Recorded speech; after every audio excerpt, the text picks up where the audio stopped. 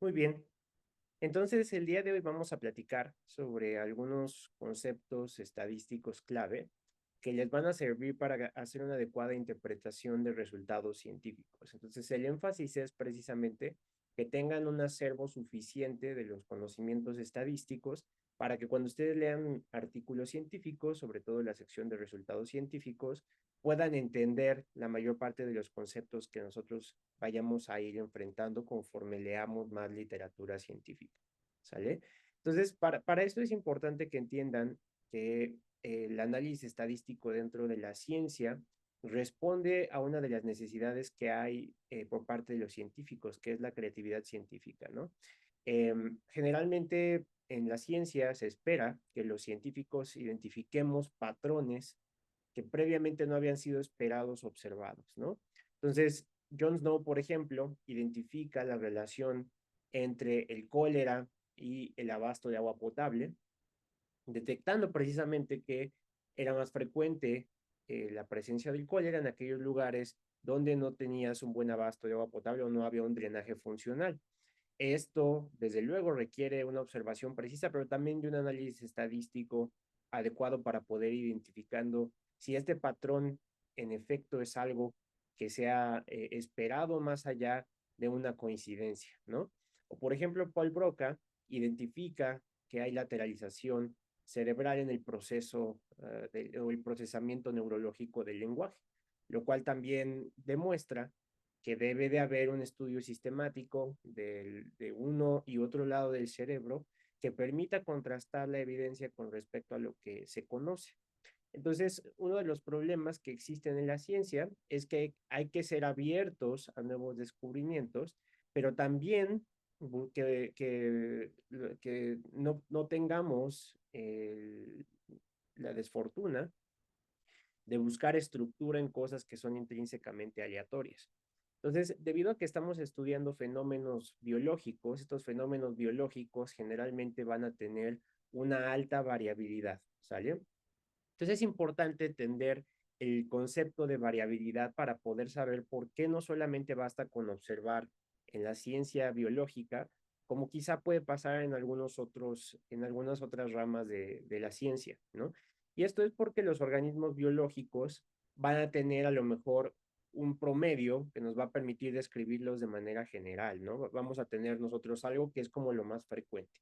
Entonces, la mayor cantidad de los organismos van a caer cerquita de esa descripción, ¿no? Podemos decir la mayoría de los humanos tenemos dos ojos, la mayoría de los humanos tenemos una boca, la mayoría de los humanos tenemos una nariz.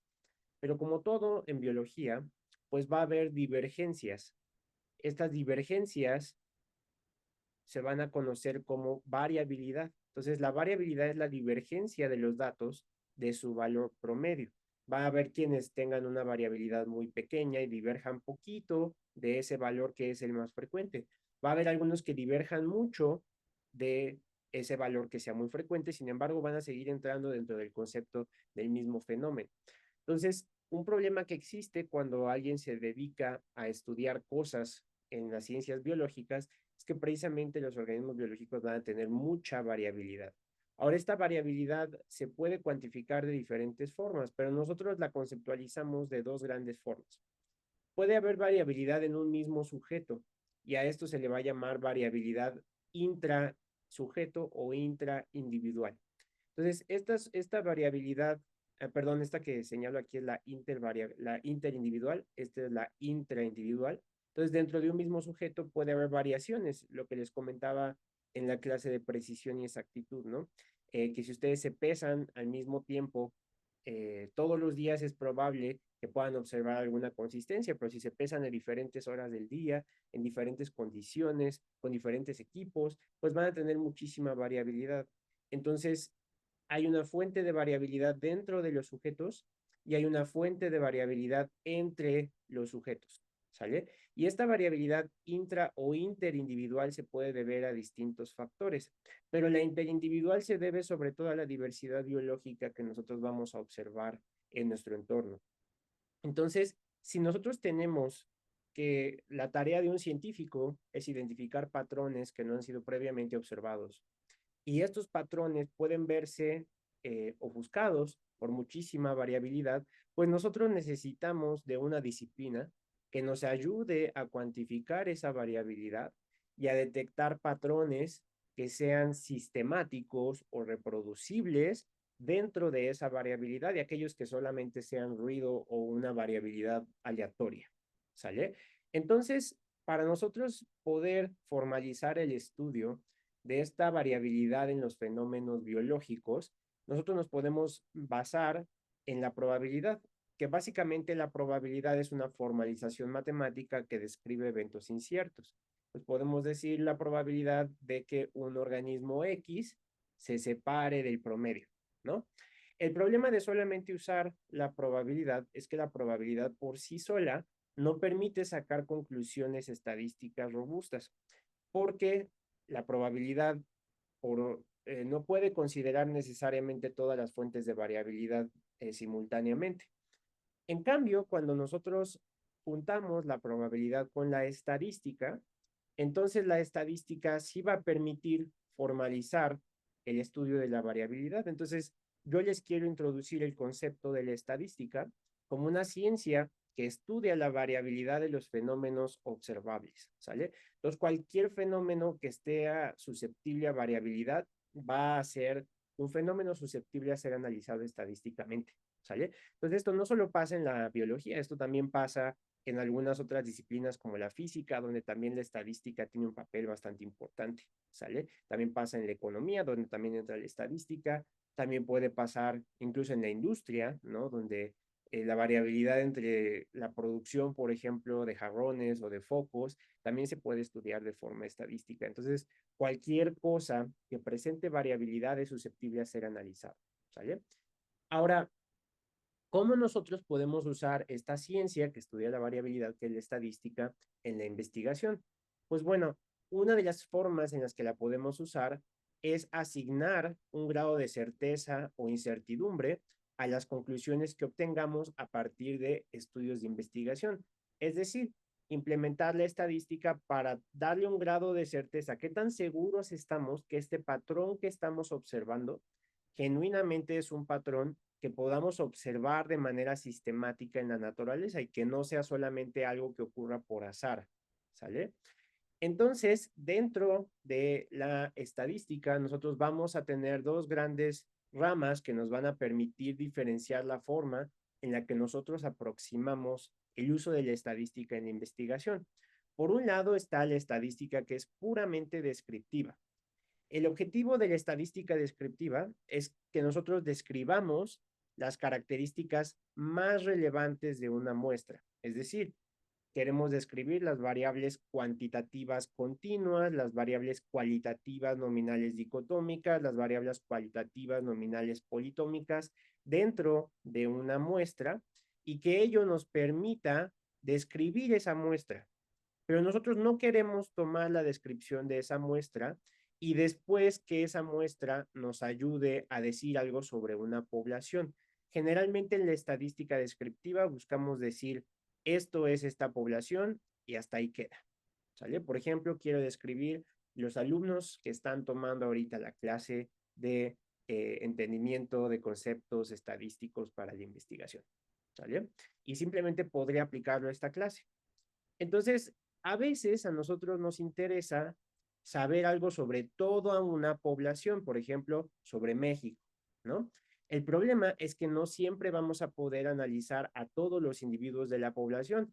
Cuando analizamos a todos los individuos de una población, nosotros vamos a tener algo que se llama censo, ¿sale? Entonces, los censos, no por nada, no son frecuentes, ¿no? En México se hacen cada 10 años y se hace una encuesta intercensal cada 5 años. Buscar a todas las personas del país es una tarea titánica y muy compleja, ¿sale? Entonces, casi nunca vamos a poder estudiar a toda la población.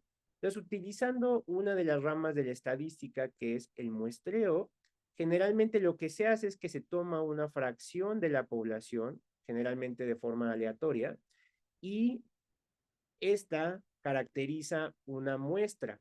Y entonces nosotros vamos a estudiar en la investigación esta muestra. En esta muestra vamos a poder ya sea solamente describirla mediante estadística descriptiva o vamos a buscar que lo que analicemos o describamos en esta muestra nos diga algo sobre la población total, es decir, que sea representativo y que podamos hacer inferencias sobre las características o los fenómenos en una población a partir de una muestra, ¿sale? Entonces, en la investigación vamos a estudiar una muestra de la población y vamos a intentar hacer una inferencia a partir de lo que vemos en esa muestra de qué esperamos que pase en la población. A este proceso en el cual lo que observamos en una muestra buscamos generalizarlo a una población, se le llama estadística inferencial, ¿sale? Entonces, en la estadística inferencial vamos a buscar que los hallazgos de investigación que obtengamos en una muestra nos digan algo sobre una población más grande. Entonces, si ustedes recuerdan, acabamos de ver la clase de sesgos. Es por eso que es tan importante identificar qué sesgos hay, porque idealmente en este proceso debe de haber la menor cantidad de sesgos o los sesgos deben de impactar lo menos posible sobre este proceso de inferencia. Porque si no, si la muestra no se parece a la población, si a lo mejor hubo algún sesgo de selección al momento de evaluar la muestra, algún sesgo de medición dentro de la muestra, algún sesgo de confusión, pues eso va a afectar la forma en la que trasladamos los hallazgos estadísticos de la muestra a la población.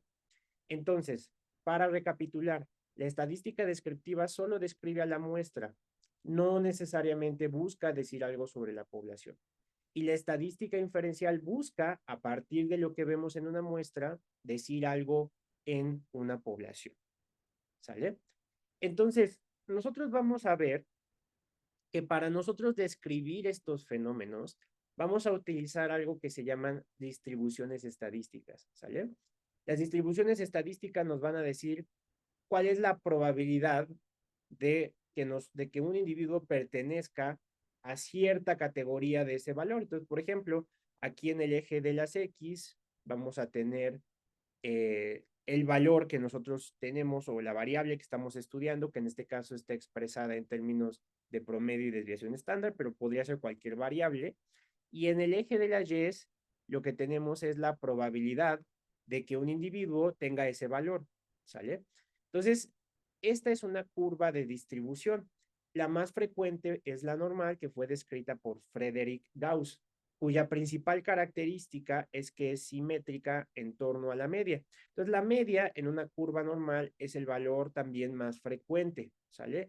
El promedio es, si agarramos la suma de todos estos valores y los dividimos entre el total de los sujetos, este es el valor que nos da. Y en este caso coincide que es el valor más frecuente. Y una ventaja que tenemos con la curva normal es que podemos saber qué porcentaje de la población se encuentra a una, dos, tres desviaciones estándar, ¿sale? Que la desviación estándar, que está escrita aquí como un sigma, nos va a decir qué tanto diverge un valor con respecto a la media, ¿no? Entonces, por ejemplo, el 68.2% de los valores se encuentran a más menos una desviación estándar de la media. Si ahora me voy a 2, es aproximadamente el 95%. Entonces, la curva o distribución normal nos va a permitir saber cómo se distribuyen los fenómenos. Ahora, la mayor parte de los fenómenos en realidad no van a seguir una distribución normal, pero entender la distribución normal nos sirve para comprender la forma en la que nosotros podemos utilizar esto para predecir, por ejemplo, qué valor va a tener un sujeto. Entonces yo puedo decir cuál es la probabilidad de que un sujeto tenga un valor, vamos a pensar, de índice de masa corporal entre más o menos una desviación estándar. Y esto sí lo podemos saber, es 68.2%, ¿sale? Entonces, la probabilidad de que un sujeto tenga entre más o menos una desviación estándar es 68.2%. Y esta es una propiedad de la curva normal. De que estén más o menos dos desviaciones estándares, 95%, ¿sale? Entonces, esta curva es una curva simétrica que va a tener algunas propiedades en torno a la media, ¿no? Entonces, generalmente es simétrica en torno a la media y podemos describir qué tan lejos están los valores de la media a través de desviaciones estándar y ahorita vamos a ver cómo se calcula eso, ¿sale? Ahora, Hay otros dos conceptos, que es la moda, que es el valor más frecuente que se observa en una variable, y la mediana, que es el valor que está exactamente a la mitad si yo los ordeno de mayor a menor. Ahorita vamos a formalizar mejor esos conceptos, ¿sale? Entonces les decía que el 95% de los valores están a dos desviaciones estándar arriba y debajo de la media, y esta es una propiedad específica de la curva normal. Y menos del 2% están arriba de 3, porque vean, a más o menos 3 desviaciones estándar, aquí tenemos 0.1%, 0.1%. Entonces, poquito menos del 0.2% están por encima de 3 desviaciones estándar. Entonces, esta es una forma bastante básica de cómo podemos predecir, por ejemplo, la probabilidad de que un sujeto tenga algún valor de una variable. ¿Sale? Entonces, una cosa que ocurre es que pueden existir sesgos estadísticos, ¿no? Lo ideal sería que todas las curvas normales pues estuvieran simétricas en torno a la media. Sin embargo, puede haber curvas que ya no sean normales estrictamente hablando y que presenten una asimetría, ¿sale? En este caso, quiere decir que la mayor parte de los valores están por arriba del promedio, ¿sale? Entonces, si este es el promedio, esta línea aquí, la mayor parte de los valores están arriba del promedio y por lo tanto hay una asimetría negativa, ¿sale? Entonces, cuando hay muchos valores arriba del promedio, se presenta una asimetría negativa y la curva se sesga, ¿sale? Sin embargo, si hubiera muchos valores por abajo de la media, entonces tendríamos una asimetría positiva. Entonces, el nombre del sesgo lo van a determinar estos valores extremos. Si hay muchos valores que están por arriba, se llama asimetría negativa. Si hay muchos valores que están por abajo, se llama asimetría positiva. Y entonces la simetría nos permite entender que muchos fenómenos no van a seguir una distribución estrictamente normal. Porque pues sí es probable, por ejemplo, si pensamos en el índice de masa corporal en México, muchas personas viven con un IMC alto. Entonces es probable que la curva se vea más así que así, ¿no? Entonces la curva normal no siempre se va a observar debido a que hay asimetrías, ¿no? Esa es la primera cosa que hay que entender. Segunda, existen desviaciones de la curva simétrica, que sería esta curva azulita, por algo que se llama kurtosis. Esto pasa porque de pronto, si nosotros pensamos que esta es la media, a lo mejor no hay sesgo, pero va a haber algunas variables donde la mayoría de los valores están cerquita de la media, como en esta curva roja. Entonces puede ser que muchos valores caigan bien cerquita del valor promedio y que esté bastante estrecho ese rango. Cuando pasa eso, se dice que hay una distribución leptocúrtica, ¿sale? Es decir, muchos valores caen cerca del promedio. En cambio, puede ocurrir el fenómeno opuesto, que haya una distribución muy amplia de valores, ¿sale? Piensen en un examen muy fácil. Un examen muy fácil van a tener calificaciones leptocúrticas, porque la mayoría van a estar cerquita del promedio, va a ir puro 9 y 10. Imaginen un examen muy difícil, donde muchos sí reprueban, ¿no? Entonces va a haber desde el 0 hasta el 10, va a estar muchísimo más amplia, ¿sale? Entonces, esto tiene que ver con la variabilidad. Entonces, cuando se afecta el promedio, lo que hay es un sesgo estadístico.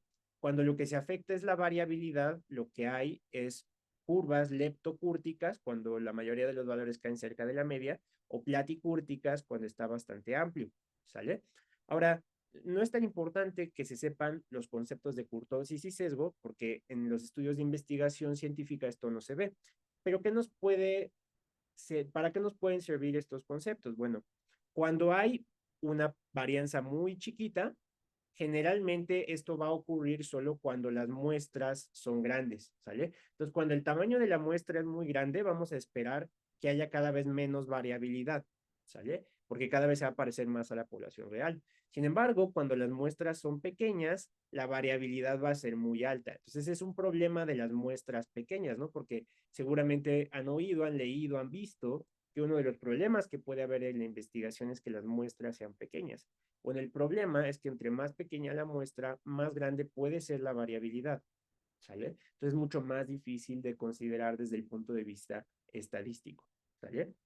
Ahora, eh, muchas veces vamos a caracterizar a nuestras muestras no solamente a través de estas propiedades, sesgo, kurtosis, media, desviación estándar, que ahorita vamos a formalizar la media y la desviación estándar más adelante, ¿sale? A veces solamente vamos a poder percentilar a la población. Entonces, esto es algo que ustedes van a usar mucho, por ejemplo, en pediatría, ¿sale? Que es, vamos a aprovechar la curva normal para tratar de estadificar a las personas de acuerdo a su distancia de un promedio. Esto es lo que normalmente se trataría de hacer, pero esto es complicado.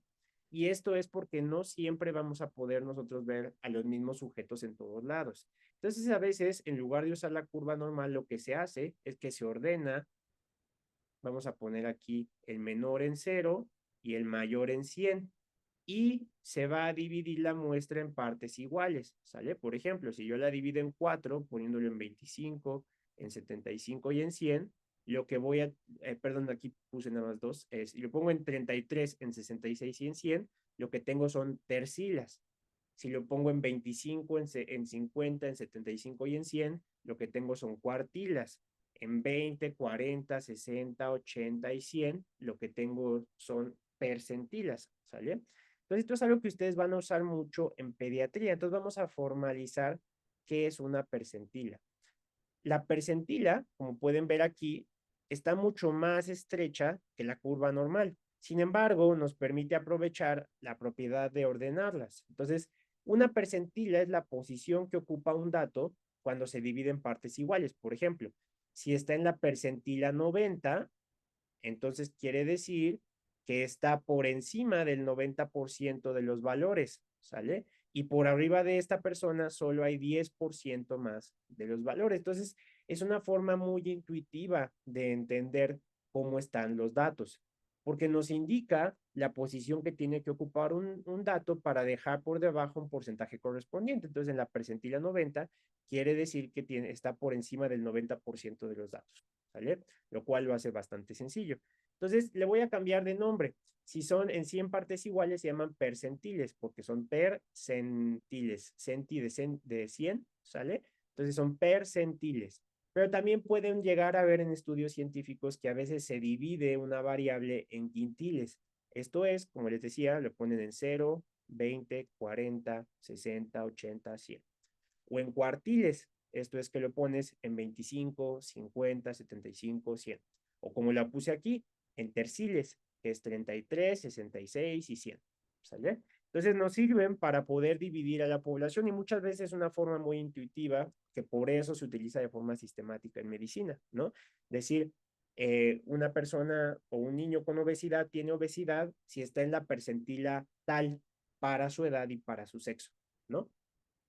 Entonces, las percentilas es algo que usamos en medicina para poder describir algún grado de normalidad, ¿sale? Hasta aquí, ¿cómo vamos? ¿Hay alguna duda? ¿Va quedando todo claro?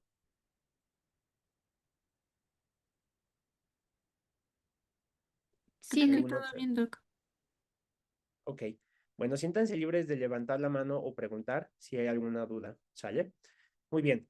Entonces, otra forma en la que yo puedo describir cómo se distribuye una variable, además de las percentilas, es utilizando el Z-score. Este lo van a ver ustedes, por ejemplo, cuando estén analizando densitometrías óseas, ¿sale? Porque ahí les va a salir un Z-score y les va a salir un T-score. Entonces, esta es nuestra curva normal, estas son nuestras percentilas, pero van a ver que aquí la curva normal está descrita en función del 0, 1, 2, 3, 4. Pues bueno, ¿de dónde salen esos números de 1, 2, 3, 4? Estos provienen de algo que se llama el Z-score. Si se dan cuenta, el promedio, que les decía que era este valor de aquí en medio en una curva normal, es 0. ¿Eso qué quiere decir? Que para calcular el Z-score, yo voy a restarle el promedio, porque básicamente mi valor menos el promedio me debe de dar 0, ¿sale? Entonces, el Z-score está aquí abajito y como pueden ver, tiende a ir de 0 y los valores positivos es lo que está por arriba del promedio y los valores negativos es lo que está abajo del promedio. Entonces, ¿cómo se interpreta este Z-score? Es el número de desviaciones estándar por las que un valor está por encima o por debajo del valor promedio. Entonces, por ejemplo, si un niño tiene un Z-score de 2 para su IMC, quiere decir que su IMC está 2 desviaciones estándar por arriba del promedio. Entonces, ¿ustedes pensarían que ese niño más probablemente tenga sobrepeso o más probablemente tenga bajo peso? De acuerdo a esa interpretación. ¿Qué opinan?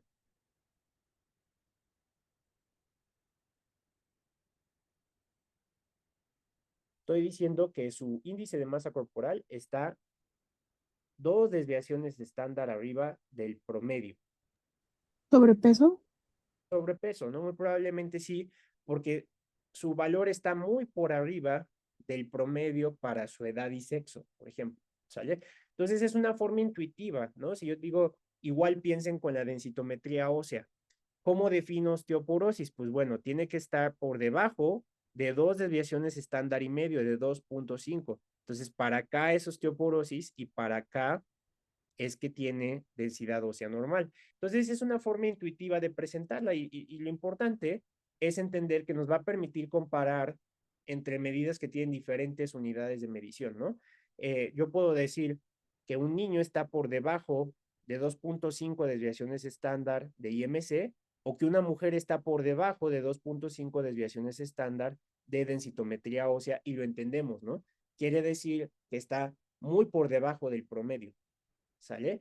Aunque sean diferentes variables. Entonces, el Z-score es una forma como de poder interpretar las variables en las mismas unidades, porque evidentemente el IMC tiene unas unidades, la densitometría tiene otras unidades, y eso hace que sea bastante complejo, ¿sale? Entonces, ¿cómo se calcula el Z-score?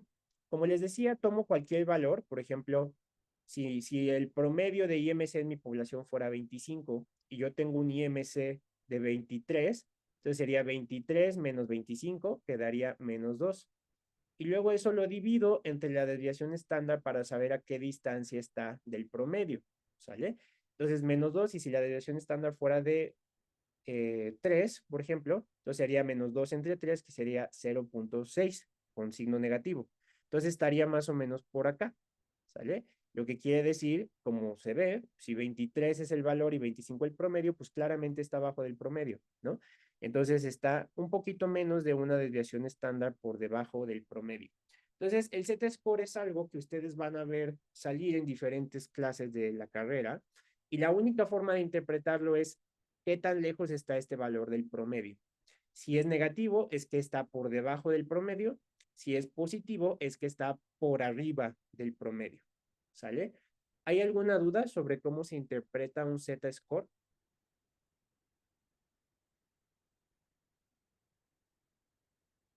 ¿Vamos bien hasta aquí?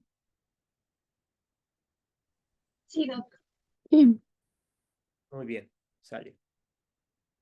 Sale. Entonces, esas es todas las posibles formas en las que nosotros podemos estudiar una variable dentro de la población, ¿sale? Pero generalmente en los estudios científicos, ustedes se van a encontrar que es más fácil dividirlas entre las variables cualitativas y las variables cuantitativas. Entonces vamos a ver, las variables cualitativas, si ustedes recuerdan, pueden ser de dos tipos. Pueden ser variables nominales o variables ordinales. ¿Sale?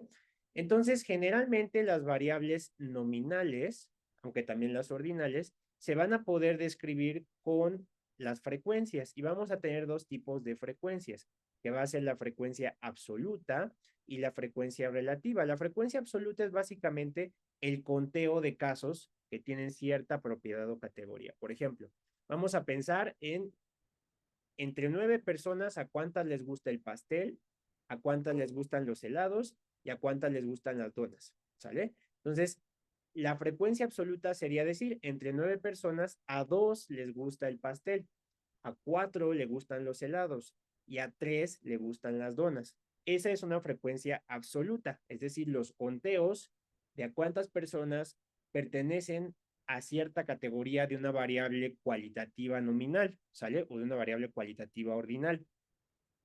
En cambio, la frecuencia relativa generalmente es un porcentaje que nos va a permitir decir si el total de mis participantes es el 100%, ¿a qué porcentaje le gusta el pastel? ¿O a qué porcentaje le gustan los helados? ¿O a qué porcentaje le gustan las donas? Entonces, la frecuencia relativa es el porcentaje mientras que la frecuencia absoluta es el número de conteos. Entonces, esto sí lo van a ver en los estudios científicos como tal.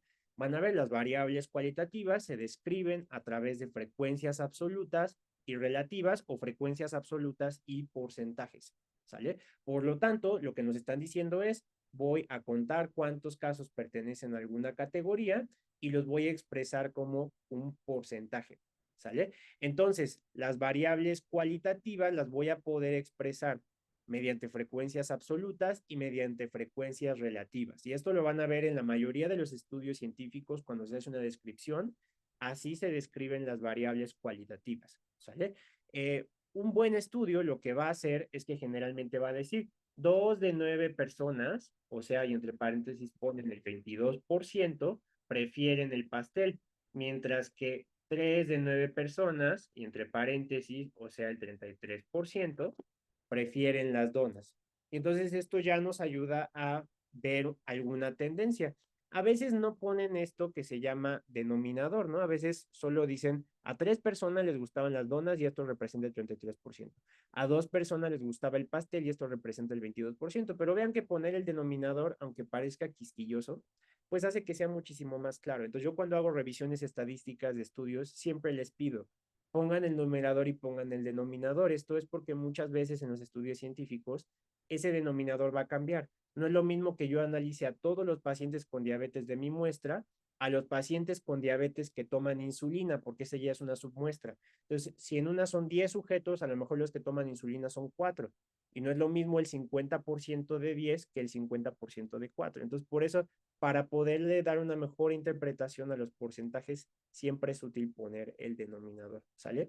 Pero las variables cualitativas así se van a describir, con una frecuencia absoluta o con una frecuencia relativa, ¿sale? ¿Hay alguna duda sobre este concepto?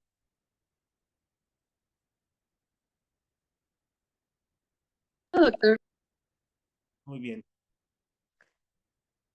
Ahora vamos a ver cómo se describen las cuantitativas. Esto es un poquito más complicado, entonces son 2 diapositivas, ¿sale?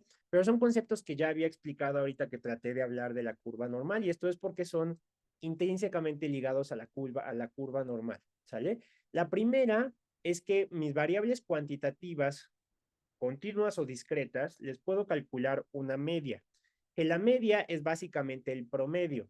Lo que voy a hacer es que voy a sumar todos los valores de esta variable y los voy a dividir entre el número total de mediciones. Entonces, si tengo 4 calificaciones, sumo las 4 y las divido entre 4 y ese es el promedio de calificaciones. ¿No? Esto es algo que ustedes manejan muy intuitivamente porque lo hacen en la carrera, ¿sale? Entonces, este valor o esta forma de expresar el centro me responde a esta pregunta. Si tomara un valor o una persona completamente al azar, ¿cuál es el valor promedio que esperaría encontrar? ¿No? Entonces, para eso sirve el promedio, para decir cuál valor sería lo que yo esperaría encontrar. ¿Sale? Entonces, si mi curva sigue una distribución normal, va a estar justamente en medio, ¿no? Entonces sería el valor más frecuente, aunque esto puede no ser el caso, porque si está un poquito sesgada mi distribución, por ejemplo aquí, puede pasar que el promedio esté por acá, ¿no? Que no necesariamente sería el valor más frecuente, sino que va a estar más para acá. Entonces el promedio no siempre me sirve para describir esto que uno querría decir, que en realidad, por ejemplo, si ustedes piensan en el promedio de su carrera, generalmente el promedio de su carrera debería de reflejar cuál es la calificación más frecuente que saca esta persona, ¿no? O el desempeño más frecuente que tiene. Y vemos que el promedio, pues no siempre va a ser esto. Esto solo sería si sus calificaciones siguen una distribución normal. Pero puede que de repente les vaya muy bien y porque algo les salió mal, se saquen un 6 en otra, ¿no? Y entonces se va a sesgar su promedio. Entonces, la media puede que no sea siempre la mejor forma de describir el valor más frecuente. Entonces existe otra forma, que es la moda. Este es en efecto el valor más frecuente, ¿sale?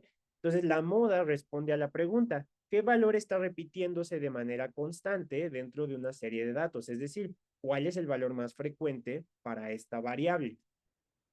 Esto puede ser muy útil si nosotros queremos solamente saber el valor más frecuente, pero a lo mejor nosotros querríamos agarrar los datos, si este es el más chiquito y este es el más grande, nos interesaría saber cuál está justo en medio, porque esto nos diría algo sobre los que están sobre lo que está debajo de esto y lo que está arriba de esto. Es decir, si el 50% de los datos está arriba de ese valor, entonces podemos esperar que la mayoría de esos valores tengan un valor igual o mayor que ese. Entonces existe la mediana. La mediana es justamente el valor que está en medio. Si yo lo organizo de menor, vamos a ponerle 0 a 100, entonces el valor que está justo en medio, por ejemplo, si ustedes tienen 5 calificaciones, tienen 2 dieces, un 9 y 2 ochos. Entonces, aquí estaría un 8, aquí estaría otro 8, y el que está justo en medio sería el 9, y por arriba habría 2 veces. Entonces, la mediana de calificaciones sería 9, ¿sale? Porque es el valor que está justo en medio. Debajo de ese 9 hay 2 ochos, y arriba de ese 9 hay 2 dieces, ¿sale? Entonces, nos permite fácilmente decir cuál es el valor que estaría justo en medio. Este responde a la pregunta: ¿qué valor nos parte a la mitad mis datos ordenados? Entonces, la media, la moda y la mediana van a ser exactamente iguales si mi variable sigue una distribución normal. Todos esos van a estar en medio: media, moda y mediana. Sin embargo, cuando se sesga mi distribución, por ejemplo, si tengo algo así, pues entonces mi moda es este, que es el valor más frecuente, pero mi media va a estar por acá, ¿sale? Y mi mediana podría estar por acá. Entonces, la media, la moda y la mediana no van a ser iguales cuando la distribución no es normal. Y esto, desafortunadamente, es cierto para la mayor cantidad de las variables. Entonces, todas estas métricas nos ayudan a describir la tendencia central. Entonces se llaman medidas de tendencia central. Entonces vamos a definirlas ahora de forma visual para ver si esto ayuda a que quede más claro el concepto de la diferencia entre ellos, ¿sale? Entonces, el valor modal nos dice cuál es el valor que ocurre con mayor frecuencia. Por ejemplo, aquí tenemos personas, tenemos sus alturas y vemos que solo hay una persona con esta altura, hay otra persona con esta altura, otra persona con esta altura, otra con esta, y hay dos que tienen la misma altura. Y resulta que esos dos es muy frecuente, ¿sale? Y solamente hay una que tiene altura más pequeña que ella. Entonces, esto nos permite saber que este sería el valor más frecuente, ¿sale? Entonces, la media, la moda, perdón, es el valor que ocurre con mayor frecuencia en una distribución. Y esta moda generalmente es más útil, aunque se usa para variables cuantitativas, para variables de tipo nominal, ¿sale? Cuando tenemos variables que siguen un orden, entonces ahí nos interesa más la mediana, ¿sale? Entonces podemos agarrar una variable cuantitativa continua o una variable discreta o una variable ordinal y describirla con la mediana, que sería si yo ordeno de mayor a menor a mis sujetos y vean que son los mismos, ¿sale? Ahora la mediana es este. Entonces vean que la moda y la mediana no tienen que ser iguales, ¿sale? Pueden ser distintas. En este caso la moda son estas dos alturas y la mediana es esta. Entonces, la mediana me dice, por encima y por debajo de ese valor, hay 50% de los casos, ¿sale? Y por el contrario, el promedio es, si yo agarro y sumo todas estas alturas y las divido entre 1, 2, 3, 4, 5, 6, 7, este sería mi valor promedio o mi valor medio, ¿sale? Y vean que aquí coincide con este sujeto, ¿sale? Entonces vean que la moda, la mediana y la media no siempre son lo mismo y que nos ayudan a describir diferentes formas.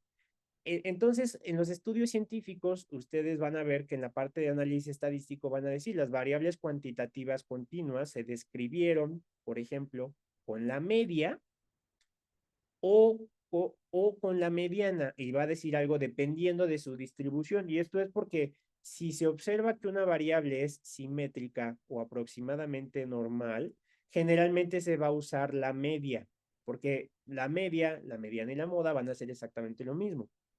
Sin embargo, si son variables que tienen algún sesgo, entonces vamos a utilizar más bien la mediana. Ahora, el problema de solo utilizar la tendencia central es que esto no nos va a permitir saber cuánta variabilidad hay en la población. Entonces, para esto, generalmente vamos a utilizar mediciones de variabilidad, ¿sale? Y entonces hay dos. Para las variables cuantitativas está la varianza y la desviación estándar. que nos van a ayudar, como vimos en la curva normal, a medir qué tan lejos está cada número del conjunto del promedio. Entonces, ¿qué tan lejos está? Y generalmente la varianza no se pone en las mismas unidades que la media porque está elevado al cuadrado. Entonces, en lugar de ser metros, serían metros cuadrados. En lugar de ser kilogramos, serían kilogramos cuadrados. Entonces, para evitar esto, generalmente se le saca la raíz cuadrada y se le llama desviación estándar, ¿sale? Que nada más es sigma. Entonces, la desviación estándar está en las mismas unidades que la media y es cuántas unidades de índice de masa corporal, cuántas unidades de peso, cuántas unidades de talla se aleja este valor del promedio, ¿sale? Esto funciona mucho cuando las variables siguen una distribución simétrica o aproximadamente normal, porque aprovecha las curvas, las propiedades de la curva normal, como habíamos visto. Entonces está a una desviación estándar de la media, a dos desviaciones estándar de la media y así sucesivamente. Entonces, para las variables que no tienen esta propiedad, que tienen distribuciones sesgadas, se va a utilizar los rangos, ¿sale? Y hay dos tipos de rangos.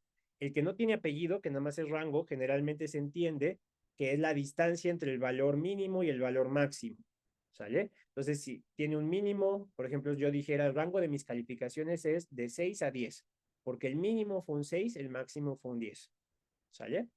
El rango intercuartílico aprovecha el concepto de la mediana. Entonces les decía, se ordenan de 0 a 100, ¿sale? Y entonces mi mediana, que es mi medida de tendencia central, sería el 50, ¿no? Es el que está exactamente a la mitad. Y yo puedo calcular algo que se llama rango intercuartílico, que es decir, aquí está mi percentila 25, aquí está mi percentila 75, y la distancia entre estos valores es esta, ¿sale? Entonces imagínense que yo les dijera que tienen ustedes una mediana de calificación de 9 con un rango intercuartílico de 9 a 10. Eso quiere decir que en este rango todavía sigue habiendo un 9 y un 10, o sea, la mayoría de sus calificaciones están entre 9 y 10, y a lo mejor debajo de la percentila 25 habrá un 8 o un 7, pero eso no lo sabemos. La mayoría están así. Yo siento que en una carrera sería más útil hablar del rango intercuartílico y la mediana que hablar del promedio, porque las calificaciones no siguen una distribución simétrica, muy pocas lo hacen, ¿sale?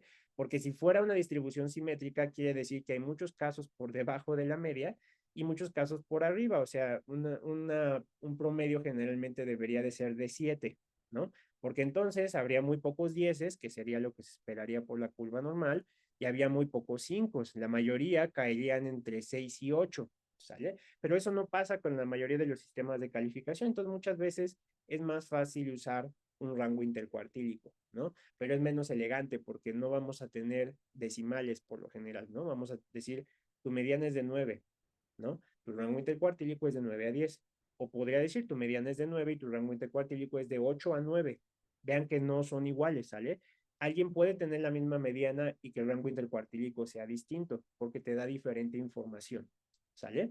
Entonces, estas se van a llamar medidas de dispersión, porque nos van a decir qué tan lejos está el valor del promedio, ¿sale? Entonces, la desviación estándar me dice cuál es la distancia promedio entre todos los valores, ¿sale? Entonces voy a sumar todos los valores y les voy a restar a cada uno el promedio.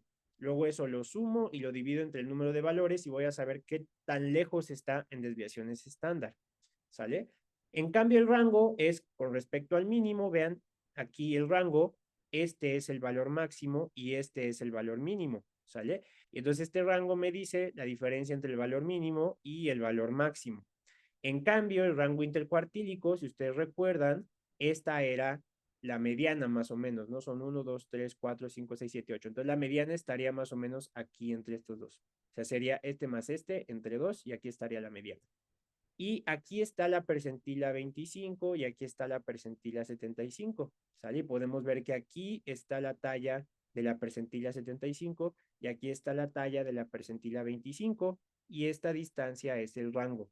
Entonces, generalmente cuando lean la sección de análisis estadístico les van a decir, las variables cualitativas se describieron mediante frecuencias absolutas y porcentajes, mientras que las variables cuantitativas continuas, si tenían una distribución normal o simétrica, se describieron con media y desviación estándar o con mediana y rango intercuartílico.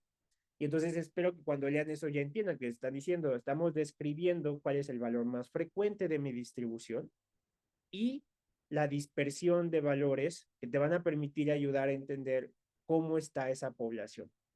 ¿Sale? ¿Hasta aquí alguna duda, alguna pregunta, alguna observación? ¿Vamos bien?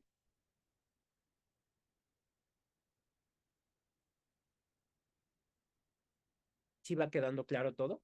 Sí, doctor. Muy bien, sale. Pues continuamos.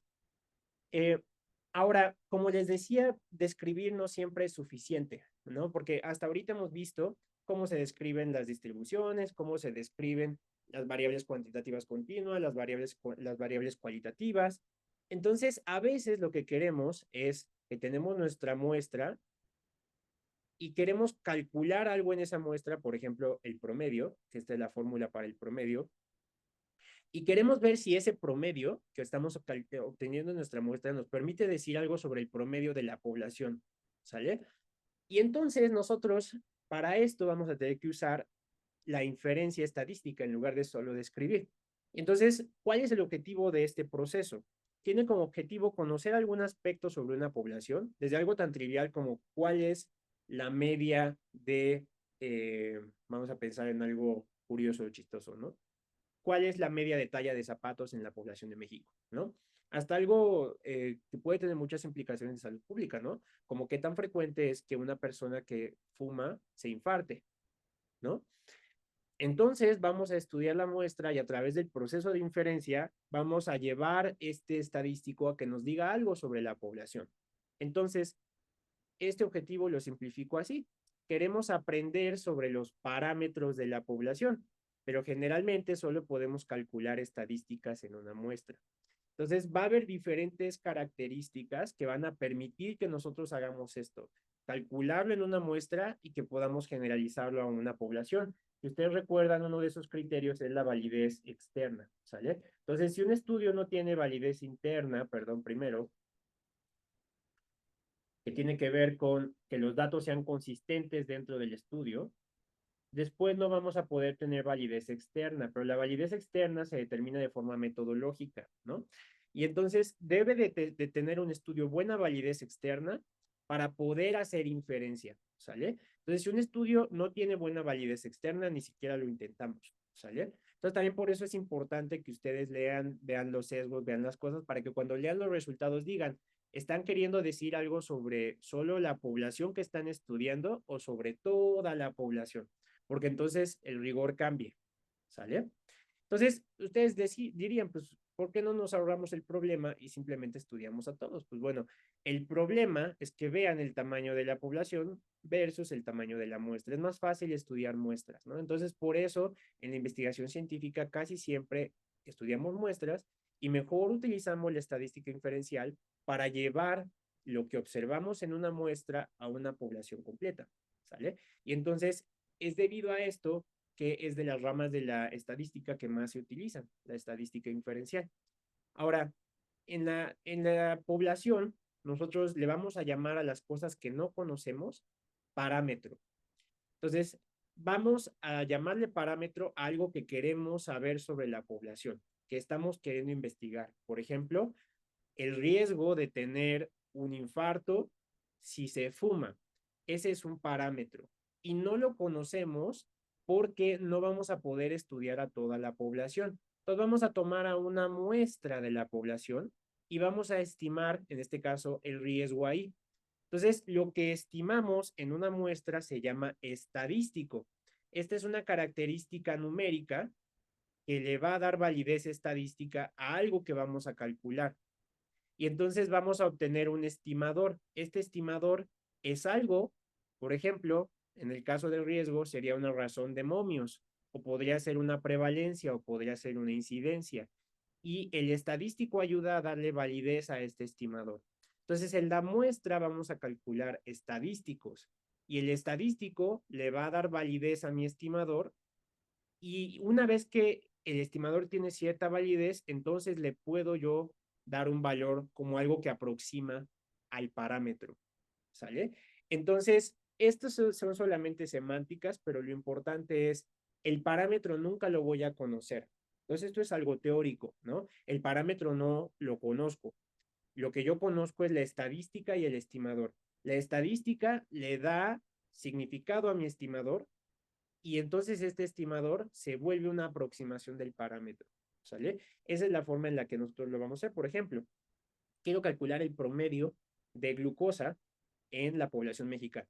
Entonces, tomo una muestra representativa y ya ustedes juzgarán con metodología si es que esa muestra puede ser representativa y se calcula el promedio de glucosa. Y después, ese promedio de glucosa, a través de un estadístico, se va a ver qué tan probable es que sea el valor real. Y ahorita vamos a ver cómo se hace esto, ¿sale? Entonces, por ejemplo, diría que mi promedio de glucosa es de 110 con una desviación estándar de 20. Entonces sería 110 más menos, porque generalmente así se pone, 20, que es mi desviación estándar, miligramos por decilitro de glucosa. ¿Sale? Y entonces, esto ahora, yo voy a calcular un estadístico que me permita decir qué tan probable es que este sea un parámetro que represente, o que este estimador represente al parámetro de la población. Y ahorita vamos a ver que hay algunos valores que podemos nosotros calcular en nuestra muestra para saber esto. ¿Sale? Entonces, el proceso de inferencia es eso, calculo un estadístico y lo contextualizo para ver qué tanto se parece al parámetro. ¿Sale? Ahora, hay tres formas en las que puedo hacer esto. Uno es simplemente calculo, por ejemplo, la prevalencia de diabetes o el promedio de glucosa o el promedio de colesterol o la incidencia de infarto o la razón de momios de tener un infarto si se fuma, ¿no? El problema de solo decir el porcentaje de algo o solo decir 110 de glucosa es que no sabemos qué tanta variabilidad tiene, ¿sale? No sabemos qué tan cerca está este estimador del parámetro que no observamos. Entonces, la estimación puntual casi siempre se acompaña por un margen de error, ¿no? Esto lo van a ver mucho en las encuestas, sobre todo las encuestas políticas. Y entonces va a decir, tengo 44% de preferencia y un error del 3%. Esto quiere decir que este 44 puede ser tan alto como 47 o tan bajo como 41. Y entonces ya más o menos como que te da una idea, ¿no? El problema pues es que esto es bastante poco intuitivo. Entonces generalmente lo que se prefiere es hacer lo segundo, que es un estimador por intervalos. Entonces, si de todas maneras aquí esta interpretación del estimador puntual le tienes que agregar un margen de error y lo estás convirtiendo en un intervalo, pues más fácil sería decir, mi intervalo sería de 41 a 47% y entre estos dos valores está el valor real. Es muy diferente, ¿no? Porque entonces un intervalo son dos valores numéricos, 41 y 47, y definen un rango dentro del cual está el parámetro que yo sé que no puedo medir, porque yo sé que el parámetro no lo voy a observar, ¿sale? Perdón. Entonces, entre estos dos está el valor real. Eso es lo que pretende hacer un intervalo, ¿no? Y ahorita vamos a ver que es generalmente de las formas más fáciles o de las formas más intuitivas. Entonces, retomando el ejemplo, perdón que lo borré, decía de 41 a 47%. Entonces, lo que yo estoy diciendo al dar un intervalo es decir, entre estos dos valores está el valor real, pero yo no me estoy comprometiendo. Entonces van a decir, entonces, ¿para qué lo haces? ¿No? Bueno, puedo dar un estimador puntual. Entonces puedo decir, mi estimador puntual es de 44% con un intervalo de confianza, que ahorita vamos a formalizarlo, entre 41 y 47, lo que quiere decir, este es como mi mejor aproximación, pero para mayor seguridad yo voy a decir que el parámetro real está entre estos dos. Entonces podría ser 41.5 o 46 o 45 o 43. Entonces 44 sería la estimación puntual y 41 a 47 sería el intervalo. Las dos son válidas, pero vean que el intervalo te da un poquito más de margen para entender qué tan seguro estás, porque vean que no es lo mismo decir que está entre 41 y 47 a decir que está entre 43 y 45%, ¿no? Ciertamente, este intervalo es mucho más estrecho que este, ¿no?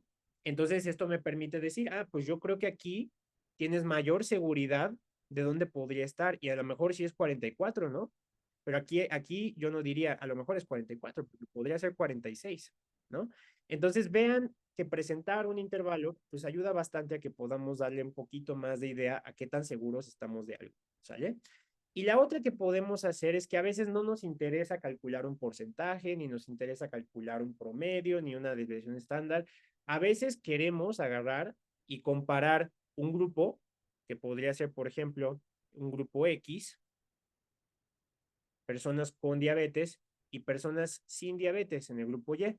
Y queremos comparar qué tan diferente es, por ejemplo, el colesterol entre el grupo X versus el grupo Y, para decir si el colesterol es sistemáticamente distinto en un grupo contra otro. Entonces aquí lo que se usa es un esquema de pruebas de hipótesis, porque estoy comparando grupos. Entonces, ¿se acuerdan? Por ejemplo, estos dos son frecuentes en estudios descriptivos transversales o en las descripciones de las cohortes o en las descripciones de los estudios de causas y controles. Y las pruebas de hipótesis ya son un poquito más analíticas, ¿no? Ya estoy comparando una cosa con otra, viendo, por ejemplo, ¿es más frecuente fumar en el grupo X o en el grupo Y? ¿O es más frecuente que se tome una estatina en el grupo X o en el grupo Y? Entonces son planteamientos que deben de ser comprobados a través de evidencia estadística, ¿no? Y entonces generalmente aquí yo voy a obtener el promedio de colesterol con su desviación estándar en el grupo X y el promedio de colesterol con su desviación estándar en el grupo Y. Y para decir que son distintas, voy a asignar un estadístico, que vamos a ver más adelante, que para darle una interpretación a este estadístico se utiliza algo que seguramente han visto en estudios científicos que se llama p-value o valor P, ¿sale? Que vamos a ver ahorita un poquito más adelante. Entonces, estas son las tres formas en las que generalmente se hace inferencia estadística. O doy un estimador puntual, o doy un estimador por intervalos, o doy una prueba de hipótesis. Pero vamos a ver con mayor detalle estas tres modalidades, ¿sale? Entonces, la primera es un estimador puntual.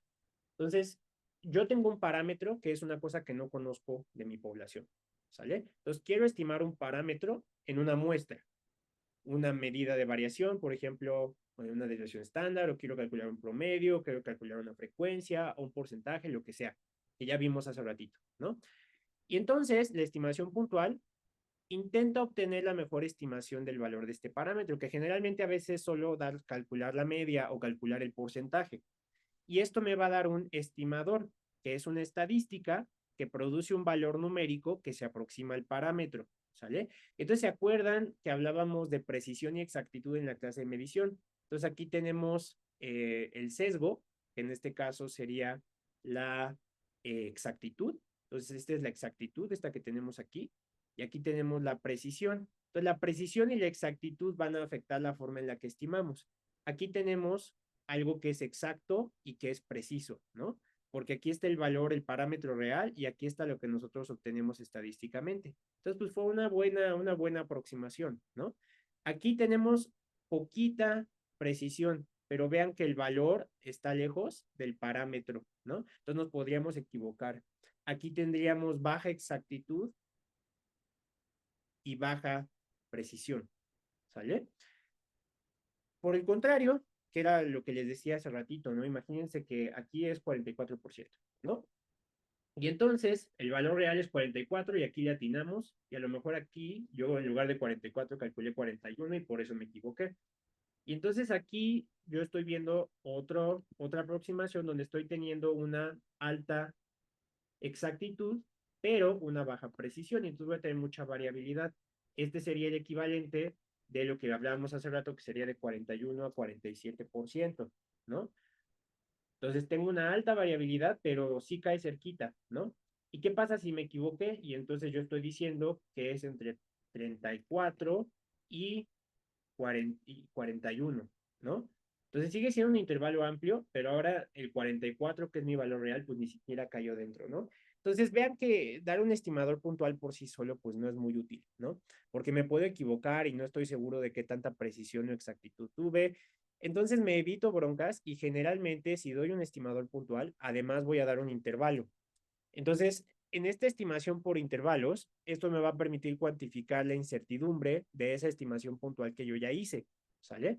Entonces, voy a dar un intervalo que probablemente contenga el parámetro que no conozco de mi población. Y entonces yo le voy a asignar un nivel de confianza. Ese nivel de confianza refleja la probabilidad o la confianza que yo tengo que el valor real esté ahí. Entonces, entre más alta la confianza, pues más seguro estoy de que está ahí el valor que yo no conozco, ¿no? Entonces, por eso se llama intervalo de confianza al 95%, porque puedo tener diferentes confianzas. Entonces, aquí les puse el ejemplo de que podría tener un intervalo del 68%, entonces no tengo mucha confianza, o un intervalo del 95%, que tengo cada vez más confianza, ¿sale? ¿Y de dónde sale esto de los intervalos de confianza? Estas son, el 95% pues sale de la curva normal. Esto quiere decir qué tan seguro estoy yo con más o menos dos desviaciones estándar del promedio que este valor está dentro. Entonces, este es mi estimador puntual y este es como mi margen de error. Entonces, voy a tener un límite superior en mi intervalo de confianza y un límite inferior. Entonces, lo que yo les decía es, tengo 44%, que sería mi prevalencia, con un intervalo de confianza al 95%, esto es lo que significa el IC 95%, que va de 41 a 47%. ¿Qué significa esto? Bueno, mi estimador puntual o mi mejor aproximación es 44%. Entonces, digamos, la prevalencia de obesidad es 44%, pero mi intervalo de confianza quiere decir, tengo 95% de confianza de que el valor está entre 41 y 47%, ¿sale?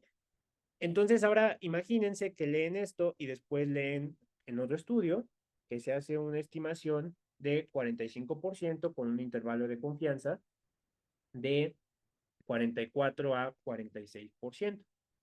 Entonces, ¿quién me quiere decir en cuál de las dos estimaciones se sentirían más seguras de confiar? ¿En esta o en esta? ¿Quién dice, quién quisiera participar para decirme en cuál confiaría más? ¿Confiarían más en esta del 44%, la del 45%?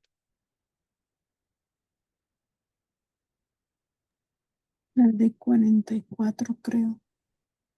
Qué te haría más confiar en eso, Rocío? La gráfica se ve un poquito mejor. Bueno, no sé, el hecho de que tenga el porcentaje. En este caso, si te das cuenta, es mucho más amplio este intervalo, ¿no? Mientras que este está mucho más estrecho. Entonces, ¿qué tan amplio sea el intervalo? Se refiere a un concepto que se llama precisión del intervalo, ¿sale? Entonces, a ver tú misma, precisión, ¿no? Entonces, generalmente los intervalos más amplios van a ser menos precisos y los intervalos más estrechos van a ser más precisos. Entonces, ¿cuál intervalo sería más preciso? ¿Este de 44 a 46 o de 41 a 47? 44, 46.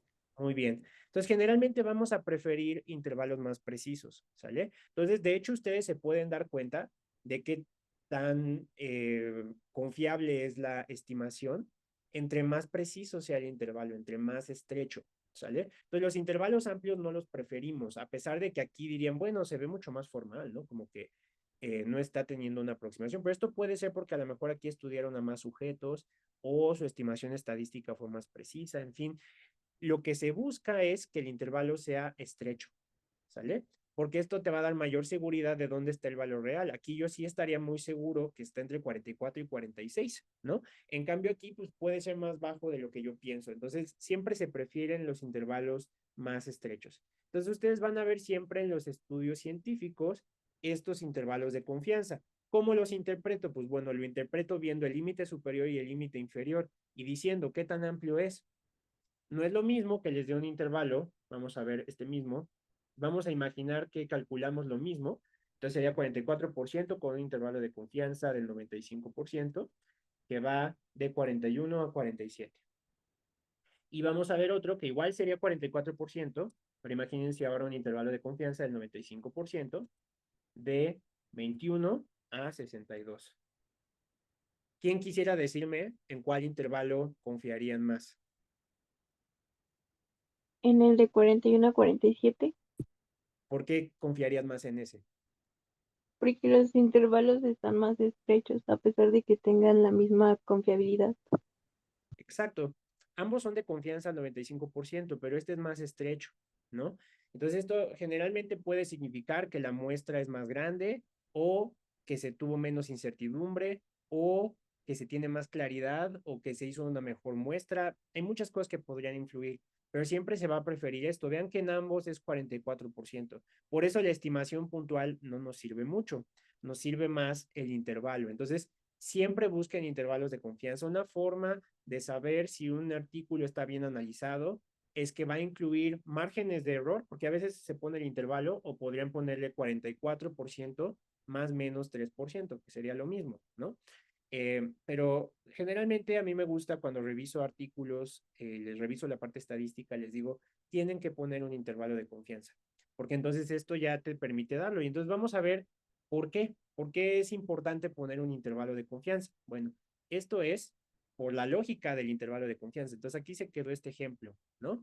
Entonces, ¿por qué se llama el 95%? ¿No? Seguro esto es algo que dicen, bueno, ¿y eso del 95% de dónde salió? Primero, sale de esta curva, como ya les decía, más o menos dos desviaciones estándar son 95%. Pero también tiene una propiedad interesante de por qué se dice confianza y por qué no es probabilidad. ¿Sale? Esto tiene una implicación muy específica y es que es confianza porque está basada en algo que es observable. Imagínense que yo repitiera el mismo estudio 20 veces y en cada uno voy a tomar 20 muestras distintas, ¿no? Entonces hago el mismo estudio, quiero calcular la prevalencia de diabetes y tomo 20 muestras diferentes y en cada muestra calculo un intervalo de confianza. Bueno, la teoría estadística me dice que el 95% de los intervalos que yo calcule va a contener el valor real. Este es el valor real, ¿sale? Esta línea negra. Y vean, el 95% de 20 es 19. Si ustedes se quisieran poner a contar, se darían cuenta que 19 de estos intervalos tocan la línea negra, mientras que este rojo, o sea, el 5%, no lo toca. Esa es la lógica de por qué es 95%, por cómo funciona la estadística. La estadística funciona bajo la lógica de si yo repitiera muchas veces esto mismo, ¿cuántas veces esperaría que pasara algo? Entonces aquí la lógica es, si yo repito 20 veces mi experimento, en uno de ellos voy a tener un intervalo que no contenga el valor real. ¿Esto qué quiere decir? ¿Alguien me querría decir si esto les da seguridad de que este es el intervalo correcto?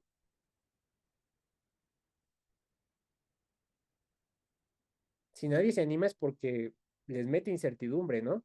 ¿Cómo sé yo que el intervalo que calculé es el correcto? Pues no lo saben. No lo saben porque no van a repetir 20 veces el estudio, eso no es factible, ¿no? Es muy poco probable que eso pase. Solamente es una teoría. La teoría es que si yo hiciera 20 veces el estudio, en uno de mis intervalos me voy a equivocar y no va a estar el valor real. Entonces, como esto es observable, le voy a llamar confianza porque no es probabilidad, ¿sale? Es algo observable, es directamente cuantificable. Si yo repito 20 veces el estudio, en uno de ellos no me va a salir, ¿sale? Entonces, este intervalo no va a contener el valor real. Sin embargo, va a parecer que sí, ¿no? Porque podría ser este intervalo y no lo sé, ¿sale? Entonces, por eso hablo de confianza. Tengo 95% de confianza de que mi valor real está entre este intervalo o entre este intervalo. ¿Estoy seguro? No. Tengo 95% de confianza, ¿sale? Entonces, por eso se refleja de esta forma. Pero yo no sé qué intervalo me va a tocar, entonces definitivamente me podría equivocar. Y por eso es importante que en la ciencia haya reproducibilidad, que se hagan varias veces estudios similares y que diferentes estudios me ayuden a comparar si se está viendo lo mismo, porque puede que haya un estudio donde salga algo raro, ¿sale? Eso sí puede pasar y por eso no siempre hay que creer lo que uno lee, porque de repente te puede tocar te puede tocar el que no contiene el valor real y que entonces todo metodológicamente se vea muy bien, pero que te haya tocado el raro. Por eso lo importante es la reproducibilidad y vamos a ver más adelante en la clase de epidemiología que existe una metodología que permite ver si diferentes estudios están dando algo similar, que se llama metaanálisis, ¿sale? Entonces esto va a permitir ver justamente si todos los estudios que se han publicado dicen algo similar y si a lo mejor alguno que salió raro es raro y por qué, ¿sale? Entonces hay una forma de estudiar eso afortunadamente dentro de la investigación científica. ¿Quedan claros los intervalos de confianza o hay alguna duda sobre cómo se interpretan?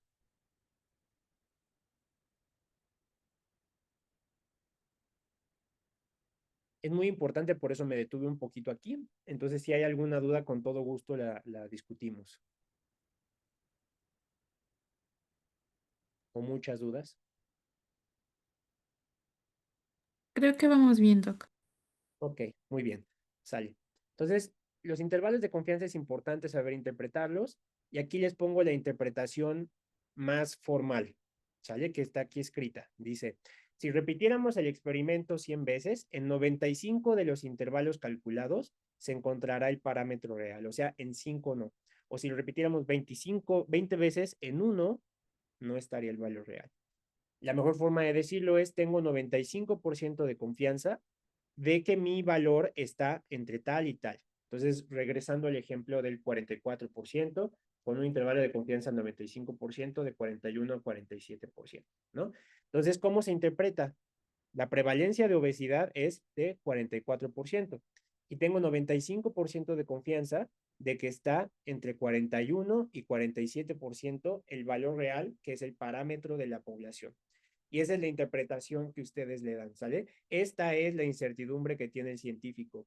Entonces, entre más pequeña sea esa incertidumbre, pues más claridad tenemos. Entonces, por eso preferimos intervalos estrechos comparado con intervalos más amplios, ¿sale? Muy bien. Entonces, yo les había dicho que hay tres formas de hacer inferencia, regresando acá. Vamos a tener la estimación puntual, que ya la vimos, vamos a tener la estimación por intervalos, que ya la vimos, y las pruebas de hipótesis, que es en lo que vamos a ocupar la última porción de la clase, ¿sale? Entonces, estas pruebas de hipótesis vienen de la forma en que los científicos entendemos un poco el mundo, y entonces la estadística se ha adaptado a este paradigma científico. Se proponen nuevas teorías y estas nuevas teorías suponemos que dan una mejor descripción de las leyes de la naturaleza. Por ejemplo, se supone que la teoría de la relatividad de Einstein describe mejor el comportamiento de la gravedad que la teoría de la gravitación universal de Newton, ¿no? Y entonces la teoría de Einstein reemplaza en muchas formas la teoría de la gravitación universal. Entonces, estas son las teorías y lo que se hace en la ciencia es que se obtiene evidencia empírica y se compara si las predicciones de la vieja teoría son compatibles con la evidencia empírica, pero no con las de la nueva teoría. Entonces, a veces se toma esta evidencia experimental y se dice, ¿qué tan bien la nueva teoría se adapta a estos datos comparada con la vieja? Y si la nueva teoría se adapta mejor a estos datos, entonces la vieja teoría se rechaza. Entonces, en la ciencia no descartamos teorías, las rechazamos, ¿sale? Decimos, no, bueno, esta nueva teoría, cuando yo obtengo datos, describe mejor cómo se comportan los datos, ¿sale?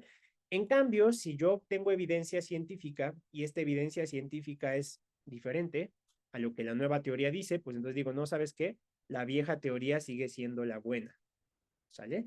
Entonces, así es como funciona la ciencia y las pruebas de hipótesis estadístico lo que hacen es tomar esta idea y tratar de hacerla, pero de forma formal, ¿sale? Entonces vamos a poner un escenario hipotético para entender por qué o cómo podríamos hacer esto, ¿sale? Entonces imagínense un estudio que está comparando un nuevo fármaco para bajar el colesterol contra una estatina, ¿sale? Y entonces se recluta cierto número de participantes, se siguen un año, 1000 participantes reciben el tratamiento nuevo y 1000 participantes reciben la estatina. Después de un año, se obtiene que los participantes que recibieron el nuevo fármaco tienen 60 miligramos por decilitro de colesterol LDL, que es el colesterol malo, con una desviación estándar de 10, mientras que el grupo que recibió estatina tiene 95 miligramos por decilitro de colesterol, con una desviación estándar de 20. ¿Alguien me querría decir a cuál grupo parece tener mejor nivel de colesterol? ¿El que recibió estatina o el que recibió el nuevo fármaco? Que recibió el nuevo fármaco. Parece, ¿no? Entonces, el problema con simplemente decir parece es que no sabemos qué pasa si repetimos otra vez el estudio. ¿Qué pasa si repito el estudio y ahora me sale que este tiene 95 y este 60. Pues bueno, van a decir, entonces tengo que repetir el estudio. La idea es que no lo tenga que hacer y como les dije, la estadística funciona suponiendo que se va a repetir, ¿no? Entonces, ¿cuál sería la probabilidad de que si repito muchas veces esto algo pase? Entonces, lo que buscamos responder aquí es si el grupo que recibió la estatina tiene un nivel de colesterol diferente del que no lo recibió y si esto, si lo repitiéramos muchas veces, ocurriría de forma similar, ¿no? Entonces yo voy a plantear una hipótesis que sería, en este caso, que el nuevo fármaco baja más el colesterol que la estatina. Esa es mi hipótesis, ¿sale? ¿Pero qué es una hipótesis? Pues una hipótesis es un planteamiento de lo que espero que demuestre mi experimento en relación a un fenómeno que yo estoy estudiando en una población. Estos planteamientos los puedo contrastar con un método estadístico. Estoy probando si mis resultados son válidos al calcular la probabilidad de que mis hallazgos hayan ocurrido por casualidad o que no sean consistentes con mi hipótesis prevalente. ¿Sale? Entonces, estadísticamente yo no voy a decir, yo propongo que este fármaco baja más el colesterol que el otro. Lo que yo voy a proponer es una hipótesis nula que sea la teoría vieja y una hipótesis alternativa que sea, perdón, una hipótesis, sí, nula, que es la teoría vieja, y una hipótesis alternativa que es la teoría nueva, pero vamos a formalizarlo. La hipótesis nula es lo que queremos someter a prueba, es lo que queremos demostrar que está equivocado, es decir, es la teoría vieja, ¿sale? La hipótesis nula es lo que queremos rechazar, lo que decimos, esto ya no funciona.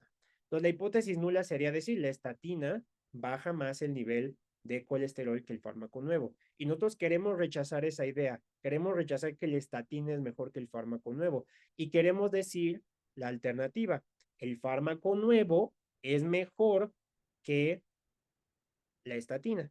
Entonces, la hipótesis alternativa es lo que debemos aceptar si la hipótesis nula es cierta. Esto es lo que creemos que es cierto. Entonces, para que nosotros podamos asignarlo de forma estadística, tenemos que plantear estos dos. Una hipótesis nula, que es lo que queremos rechazar, y una hipótesis alternativa, que es lo que queremos demostrar. Entonces, siempre que ustedes vean un estudio y que se proponga un valor de P, que ahorita vamos a ver qué es el valor de P, esto hizo el científico. El científico propuso una hipótesis nula y la rechazó. Y entonces no se demuestra en la ciencia la hipótesis alternativa. Lo que se hace es que se rechaza la hipótesis nula. Entonces, en la ciencia no demostramos cosas, descartamos cosas. Y entonces decimos, ahora esta hipótesis parece que es la que mejor se adapta. ¿Sale? Entonces, la hipótesis nula y la alternativa no pueden ser ciertas al mismo tiempo. Usualmente rechazamos la hipótesis nula, no la aceptamos. Al rechazar la hipótesis nula, por analogía, aceptamos la hipótesis alternativa. ¿Sale?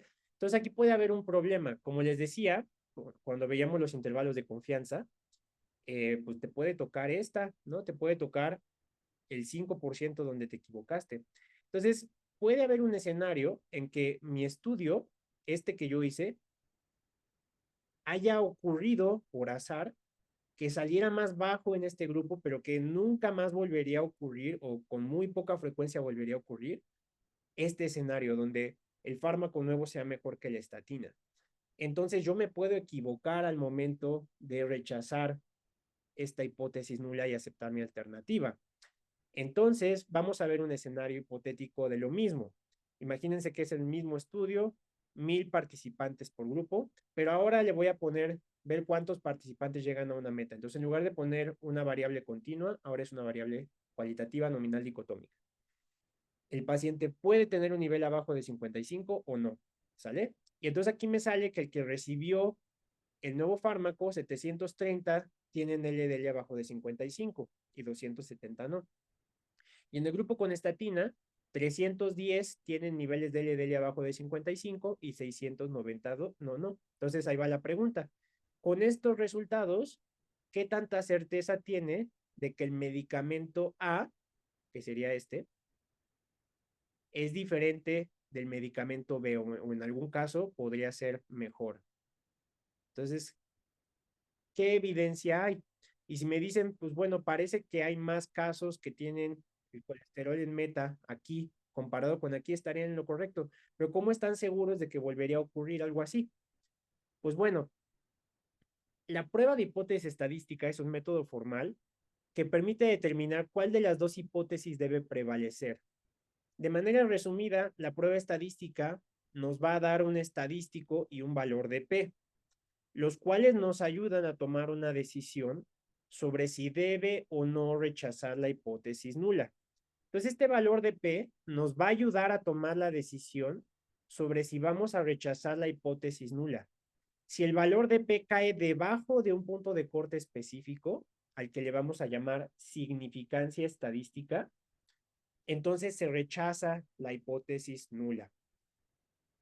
Entonces, aquí generalmente nosotros estamos planteando nuestra hipótesis, ¿no? Tenemos nuestro estudio y queremos ver si el medicamento A es igual al medicamento B, o si el medicamento A es mejor que el medicamento B. Y entonces aquí es donde se pone un poco complicada la situación. Porque, ¿qué pasa si yo obtengo los datos como aquí?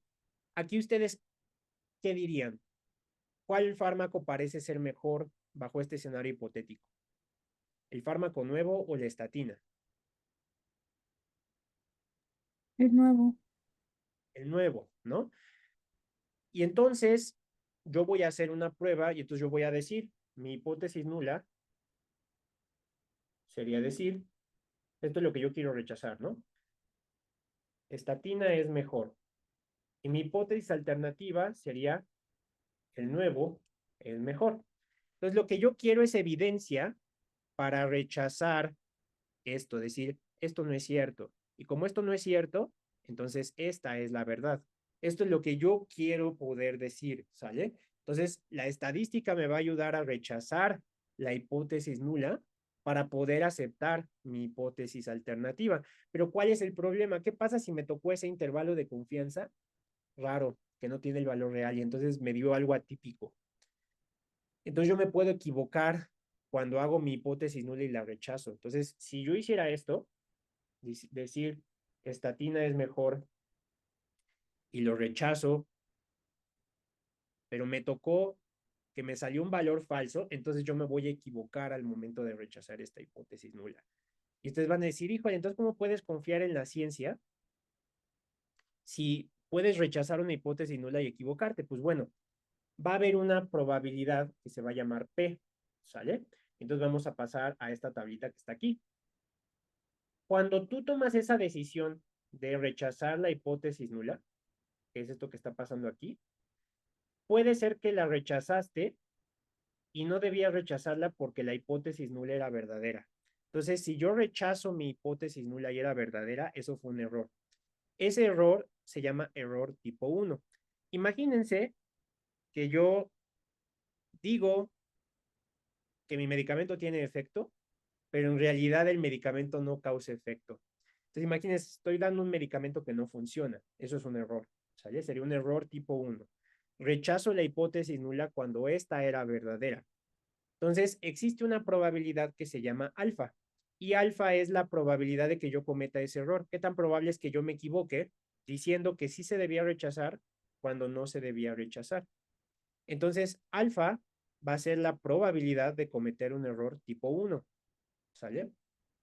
Puede haber otro escenario donde yo rechazo la hipótesis nula y en efecto la debía rechazar. Mi estudio era incorrecto, lo hice bien, funcionó.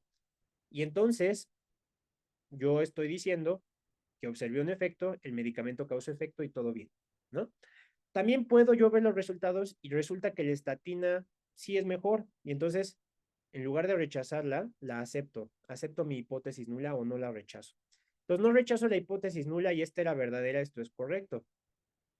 Pero ¿qué pasa si no la rechacé? Mi evidencia estadística me dice la estatina es mejor, pero resulta que la estatina no era mejor, ¿no? Entonces yo no rechacé la hipótesis nula y sí funcionaba el medicamento. Entonces, no hay efecto, yo dije no hay efecto, pero ¿qué creen? El tratamiento sí funciona. Entonces estoy cometiendo un error, porque ahora no estoy dando un tratamiento que sí funciona. Es un error tipo 2. Entonces yo estoy diciendo que la estatina es mejor y por lo tanto ni le hago caso al nuevo fármaco, pero el nuevo fármaco sí funciona. Eso es un problema. Entonces debo de calcular la probabilidad de que yo me equivoque de esa forma. Entonces, generalmente este error tipo 1 se conoce como valor de P o p-value, ¿sale? Entonces, el p-value viene del alfa, que es la probabilidad de cometer un error tipo 1, ¿sale? El error tipo 1 es que yo rechace esto, pero resulta que la estatina sí era mejor, ¿sale? Y entonces vamos a formalizar estos errores porque verlos en esta tablita muchas veces es medio confuso, ¿sale?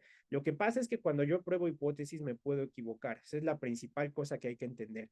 Y entonces si yo me puedo equivocar, pues quiero minimizar la probabilidad de que me equivoque, ¿sale? Entonces tengo que conocer los errores que puedo cometer. Entonces, ¿qué es el error tipo 1? El error tipo 1 es la probabilidad de que yo rechace mi hipótesis nula cuando no debía rechazarla, ¿sale? Es decir, es un falso positivo. Yo debía eh, rechazar esta hipótesis. Yo rechacé esta hipótesis nula, pero no debía hacerlo. Es falso positivo. La rechacé, pero no debía hacerlo. Entonces vamos a buscar que alfa sea bajo, porque queremos detectar verdaderos positivos. Entonces yo voy a rechazar mi hipótesis nula solamente cuando mi alfa está por debajo de 0.05, que si traduzco esto a un porcentaje, es 5%. ¿Sale? Entonces, cuando mi alfa es menor a 5%, entonces sí rechazo mi hipótesis nula. Vean, aquí está la forma de ver el error alfa. El error alfa es que yo rechacé la hipótesis nula, pero no debía rechazarla. Entonces es como decirle a un hombre que está embarazado. No se puede, ¿no? Estoy descartando la posibilidad o estoy diciendo un fenómeno que no puede ocurrir, que es falso, ¿sale? Entonces, un error tipo 1 es un falso positivo. Rechacé mi hipótesis y no debía hacerlo. Un error tipo 2 es un falso negativo. Yo no rechacé la hipótesis nula, pero sí debía hacerlo. Entonces, un falso negativo es decirle a una mujer embarazada que no está embarazada, ¿no? Yo debía haber rechazado la hipótesis nula, pero no la rechacé. Y entonces también buscamos que beta sea bajo. Pero beta vamos a ser un poquito más laxos, ¿sale? Y esto tiene que ver con la forma en la que nosotros conceptualizamos la ciencia. Es más problemático un error tipo 1 porque el error tipo 1 estamos proponiendo una nueva teoría y estamos diciendo que esa nueva teoría es buena sin que sea buena. Es un falso positivo, ¿sale? Entonces vamos a querer equivocarnos lo menos posible al decir que una nueva teoría es buena. Por el otro lado, si se nos pasa un efecto, pues puede que no sea tan problemático. Entonces vamos a ser un poquito más laxos con esto, ¿sale? Entonces vamos a ser más estrictos. No queremos decirle a un hombre que está embarazado, ¿no? Pero si nos llega a pasar un embarazo, pues eventualmente alguien más lo va a cachar, ¿no? Entonces puede que no sea el gran problema que se pase un embarazo si alguien más lo detecta, pero sí sería un problema decir que un hombre está embarazado, ¿no? Entonces, lo que vamos a controlar con el valor de P es el error tipo alfa, ¿sale? Mientras que el error tipo beta no lo vamos a controlar con el p-value, ¿sale? Lo vamos a controlar con el tamaño de muestra. Entonces el error beta lo vamos a corregir con la muestra. Entre más grande sea la muestra, más pequeño va a ser nuestro error beta. Por eso es importante tener tamaños de muestra grande, porque entonces yo voy a detectar mejor los efectos si mi muestra es grande. Mientras que el error tipo 1 va a tener que ver con el p-value. Entonces, entre más pequeño sea el valor de p, menor va a ser la probabilidad de que yo me equivoque al decir que hay una diferencia real, ¿sale? Entonces, vamos a formalizar esta idea, ¿sale? ¿Cómo hago yo las pruebas de hipótesis? Entonces, digamos que yo quiero demostrar algo y hago un estudio y compruebo a mis estudios. Entonces, generalmente yo voy a plantear una hipótesis nula y una hipótesis alternativa. Lo que yo quiero demostrar es la alternativa, pero yo debo descartar la otra. Entonces, si estoy diciendo que mi nuevo fármaco es mejor que la estatina, mi hipótesis nula es que la estatina es mejor. Eso es lo que quiero descartar, ¿sale? Y mi hipótesis alternativa es que el nuevo fármaco es mejor, ¿sale? Entonces, para contrastar estas dos, voy a hacer algo que se llama prueba de hipótesis. La prueba de hipótesis tienen diferentes nombres. Hay un video que les voy a pasar del canal por si lo quieren ver. No viene en el temario porque es bastante avanzado ver cómo se hace, pero básicamente de esa prueba de hipótesis se obtiene un valor de P. Este valor de P está entre 0 y 1. Y yo voy a comparar si ese valor de P está por debajo de la probabilidad que yo establezco como aceptable para cometer un error tipo 1. Y entonces, generalmente en las ciencias biológicas va a ser menor a 0.05. Entonces, si mi valor de P cae por debajo de 0.05, la probabilidad de que yo me equivoque descartando la hipótesis vieja es muy baja. Y entonces yo me puedo sentir con mucha más certeza de aceptar esta nueva hipótesis. ¿Sale? Entonces yo voy a comparar el valor de P que me va a dar. Por ejemplo, no me va a decir P menor a 0.05, me va a decir P igual a 0.021. Entonces yo voy a decir, este valor de P está por debajo de mi umbral. Si está por debajo de mi umbral, entonces rechazo la hipótesis nula y acepto la alternativa. Y si no, pues no puedo rechazar la hipótesis nula y por lo tanto acepto la alternativa. ¿Sale? Entonces vamos a ver cómo se ve esto ya de manera formal. ¿Qué es un p-value? Ahora sí, para que ya quede claro, y ahorita estaba muy abstracto y dicen, no entendí nada porque como que si me equivoco en rechazarla, pero no debía rechazarla, y cómo está eso de que no la rechacé, pero sí debía. Bueno, asumiendo que el grupo A y en el grupo B no existen diferencias, si hiciéramos este experimento un montón de veces, solo en el 5% de estos tomaríamos una decisión incorrecta. Esta es la interpretación de una P menor a 0.05. La repito de nuevo. Asumiendo que en el grupo A y en el grupo B no hubieran diferencias, si hiciéramos este experimento un montón de veces, solo en el 5% tomaríamos una decisión incorrecta de decir que sí hay diferencia cuando no hay. ¿Sale? Entonces, dada la suposición de que la hipótesis nula es verdadera, el valor de P se define como la probabilidad de obtener un resultado igual o más extremo que lo que se observó con los datos. O sea, ¿cuál es la probabilidad de que esto que yo estoy diciendo sea la decisión correcta? Si el valor de P de la prueba es menor que alfa, o sea, una P menor de 0.05, entonces rechazamos la hipótesis nula. Si el valor de P es mayor o igual a alfa, fallamos en rechazar la hipótesis nula. Entonces ustedes van a ver en la zona de metodología, cuando lean análisis estadísticos, van a decir el umbral de significancia estadística se estableció con un alfa de 0.05.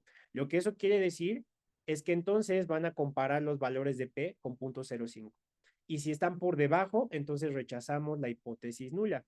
Y si están por arriba, entonces no rechazamos la hipótesis nula. Pero más que conocer esto, vamos a ver cómo se vería ya aplicado, ¿sale? Entonces vamos a aplicarlo para tratar de entenderlo. Imagínense que vemos esto que habíamos calculado, si ustedes lo recuerdan, esto estaba acá atrás. Voy a regresar rápidamente. En este estudio, 730 y 270, 310 y 690, ¿no? Y entonces, aquí 37% alcanzó metas y aquí 31% alcanzó metas. De hecho, creo que está al revés y es 73%, perdón, se me fue la dislexia. Entonces yo voy a hacer una prueba estadística, que aquí hay muchos nombres, no se necesitan saber todos, como dije, les voy a pasar un video para que puedan ver las pruebas estadísticas si están interesados en verlo, pero hay una que se llama chi cuadrada, que compara proporciones, ¿sale? Entonces comparo si la proporción de 73%, aquí esto está mal, pues es mayor que la de 31, y entonces me da un valor de P de 0.001. Entonces, ¿cómo se hace esto estadísticamente? Pongo una hipótesis nula, que sería decir, la proporción de meta es igual para el grupo A que para el grupo B. Y mi alternativa, porque yo quiero demostrar que el medicamento B funciona, es decir, que no son iguales. Entonces, ¿quién me querría decir? Vamos a repetir el umbral de significancia, que es 0.05. Si ese valor de P cae por debajo de 0.05. Ese de 0.0001 cae por debajo de 0.05, ¿sí o no?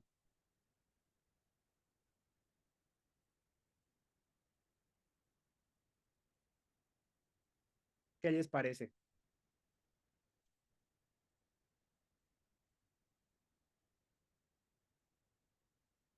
este valor cae por debajo de 0.005.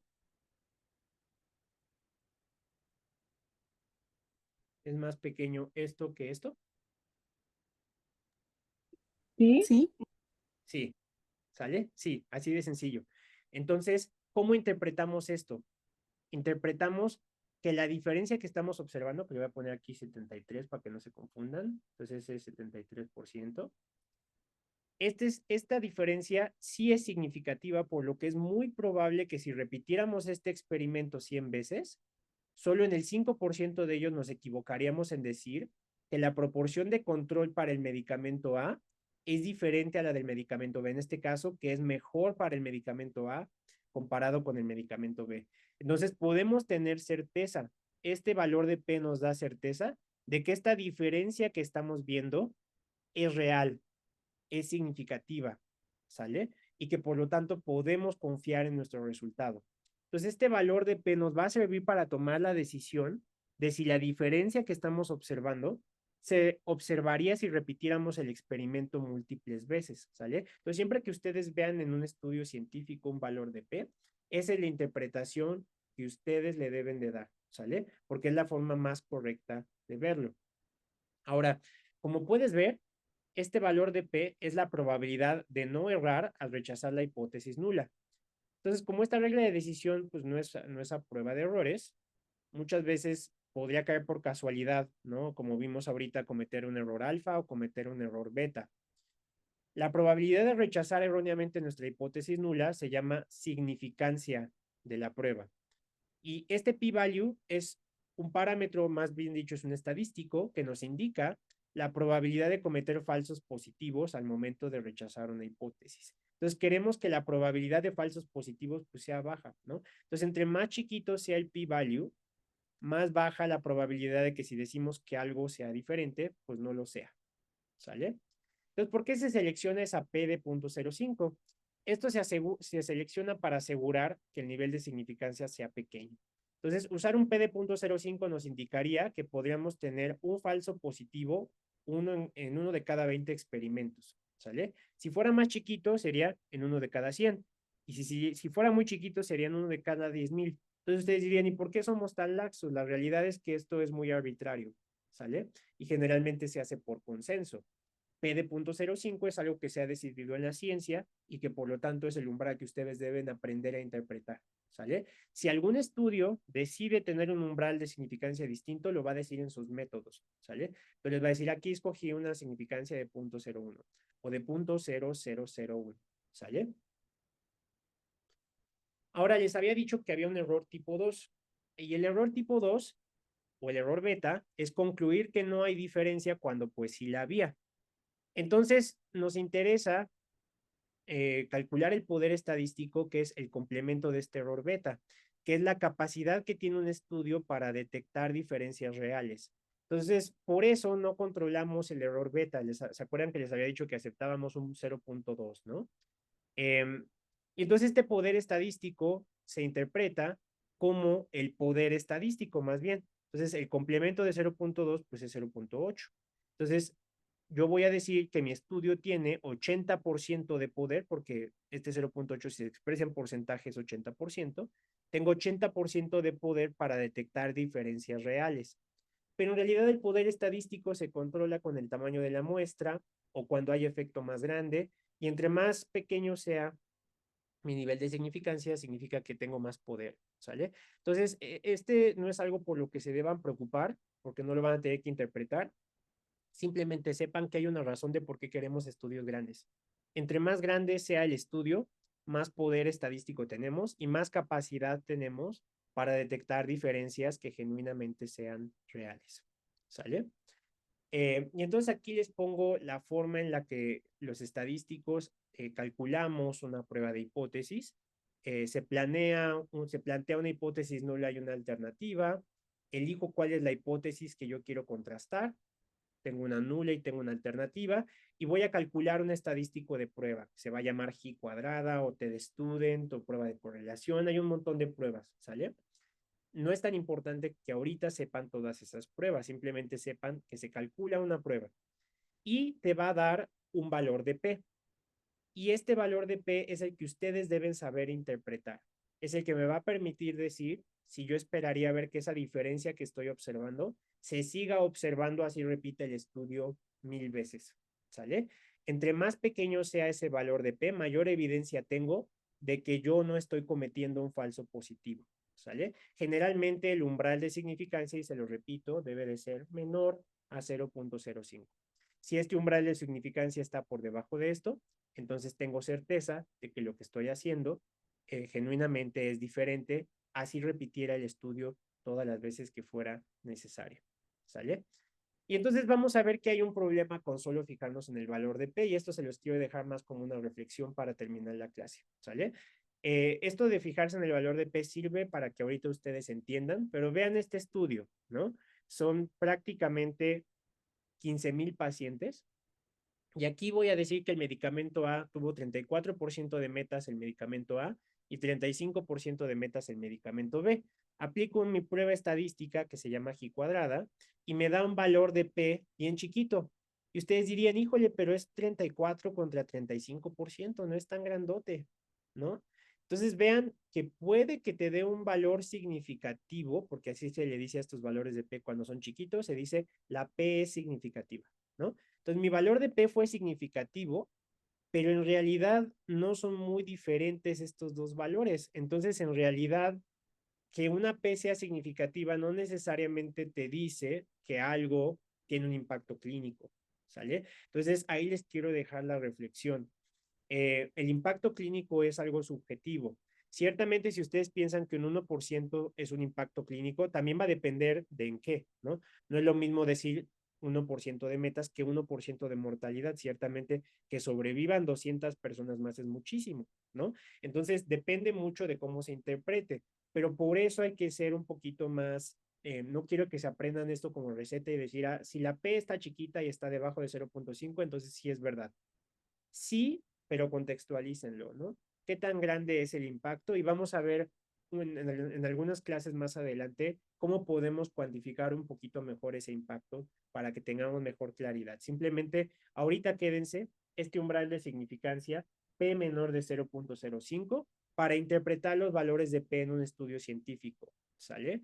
Esto me va a permitir decir si lo que estoy observando es un falso positivo o no. ¿Cuál es la probabilidad de que sea un falso positivo lo que estoy viendo? Si es bajita, entonces puedo estar seguro que lo que estoy viendo probablemente sea una diferencia real. ¿Sale? ¿Queda claro este concepto, al menos de cómo deben interpretarlo? ¿Hay alguna duda? No, Muy bien, aquí vamos a hacer práctica de esto todo el curso, ¿sale? Entonces, de aquí en adelante, siempre que veamos resultados, lo que quiero es que hagan ese ejercicio de interpretar, ok, estoy viendo dos porcentajes de tal cosa. Lo que estoy viendo es una diferencia que es significativa o no lo es, porque podría haber este 34 y 35 y que sea significativo y podría después no serlo, ¿sale? Entonces, por eso hay que tener mucho cuidado con la interpretación. Por eso los científicos que nos dedicamos a esto usamos el valor de P, ¿sale? Porque nos permite tener alguna certeza de si algo es un falso positivo o no, o los intervalos de confianza, como vamos a ver un poquito más adelante, ¿sale?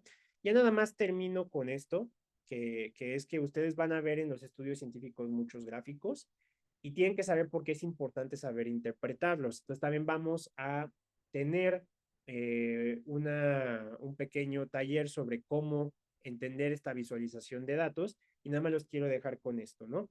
Que ustedes van a ver que en los estudios científicos vienen muchos gráficos que nos ayudan a entender los datos. Y es importante porque captan su atención, presentan la información de forma sencilla, clara y precisa y van a facilitar la comparación de datos. Entonces, una de las cosas que van a empezar a hacer en próximos ejercicios va a ser empezar a entender los diferentes tipos de gráficos y qué nos están diciendo. Entonces, la próxima clase vamos a empezar con un pequeño taller de visualización de datos para ver cómo vamos a interpretar estos gráficos y cómo esto nos va a servir como complemento a lo que acabamos de ver en la parte de estadística. Ahorita vimos cosas muy áridas, muy complejas, muy profundas, y el objetivo no es que digan no entendí nada. Vamos a tomar los puntos más importantes y empezar a aplicarlos a partir de la próxima clase para que se sientan más seguros de que lo que estamos viendo pues tiene aplicabilidad. ¿Sale? Entonces, con esto terminamos la clase y con todo gusto, cualquier cosa que quieran que discutamos o platiquemos, lo podemos tener en cuenta. ¿Sale? Muchas gracias.